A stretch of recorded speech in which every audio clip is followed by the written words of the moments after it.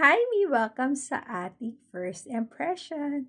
Yan, ang ating product of the day ay itong selfie mirror. Yan, ididikit mo siya sa likod ng ating cellphone. Yan, puro ayan yun. No? Gamit syempre itong magnetic na to. Ito, may magnet siya and then may ring siya na may sticker dito na bakal. Ididikit mo ito sa iyong phone. Ganyan.